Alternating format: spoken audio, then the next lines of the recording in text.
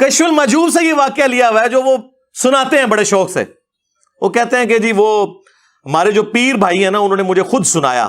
علی بن عثمان حجویری صاحب کے پیر بھائی نے ان کو یہ واقعہ سنایا کہ جی جو ہمارے مشترکہ پیر صاحب تھے نا ابو الفضل ختلی سلسلہ جنیدیہ میں تھے وہ, تو ایک دفعہ ان کی حجامت بڑی ہوئی تھی اور ان کے پاس پیسے نہیں تھے. کہنے لگے یا اللہ تیری نبی کی سنت ٹوٹ رہی ہے تو مجھے کچھ پیسے عطا کر دے.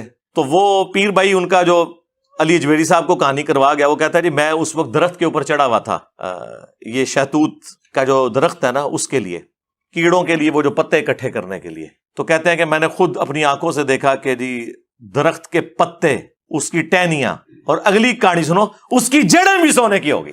جڑ کی تو نظر آتی ہے. اور مصباحی صاحب سناتے ہوئے کہتے ہیں ہاں نا, یعنی میں آپ دیکھا. داتا حضور کشف المحجوب میں لکھتے ہیں یہ فکرے ان کی زبان سے تب ادا ہوئے جب اس درخت کے نیچے تھے جس کے اوپر میں چڑھا ہوا تھا.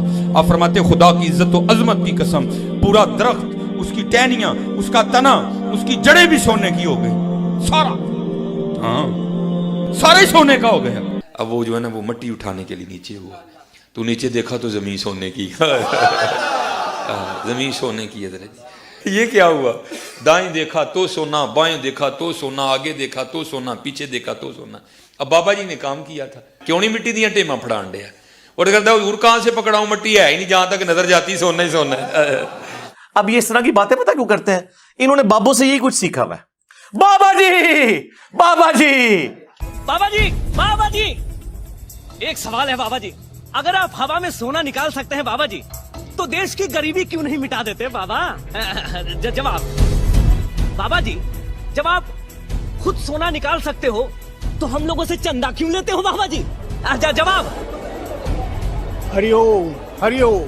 یہ رانگ نمبر ہے, یہ رانگ نمبر ہے. ہاں آیا نا یاد, یہ انہوں نے یہی کچھ سیکھا ہوا ہے. اب مصباحی صاحب تو بےچارے یہ کہانیاں سنتے اور سناتے رہے ہیں, انہوں نے تو آپ کو یہی کہنا ہے کہ جی کوئی بابا نگاہ مارے تو کوئی درخت سونے کا ہو جائے.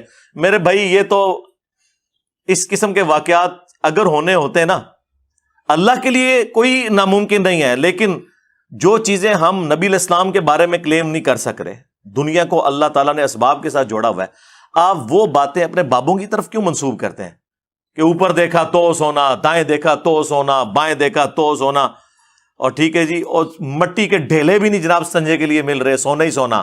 کہانیاں ایویں کہتے ہیں سارے سونے کا, سارے سونے کا ہو گیا. تو میرے بھائی سورہ توبہ پڑھیں.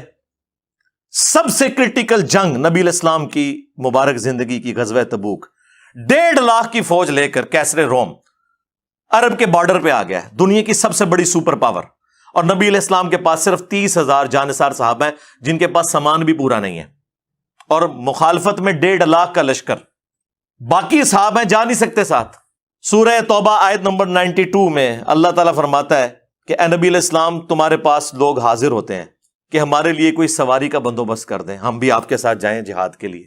تو تم ان سے فرماتے ہو کہ میں کوئی ایسی چیز نہیں پاتا کہ جس کے ذریعے میں تمہاری مدد کر سکوں, تمہارے لیے سواری اور جانے کا ساز و سامان ارینج کر سکوں. تو تم دیکھتے ہو کہ یہ تم سے اس حال میں پلٹتے ہیں کہ ان کی آنکھیں آنسوؤں سے تر ہوتی ہیں, اس غم کے سبب کہ وہ اپنے نبی کے ساتھ مل کر اللہ کی راہ میں جہاد نہیں کر سک رہے. تو اس وقت حضور علیہ السلام نے تو نہیں اوپر دیکھا تو سونا, درخت دیکھا تو سونا, ادھر دیکھا تو سونا. وہ تو ترمذی میں اوپر تلے 2-3 احادیث موجود ہیں کہ سیدنا عثمان غنی رضی اللہ تعالیٰ عنہ علیہ السلام نے اپنی جو دولت تھی حضور کے قدموں پہ نچھاور کی تبوک کے موقع پر, اور نبی علیہ السلام نے انہیں جنت کی بشارت سنائی.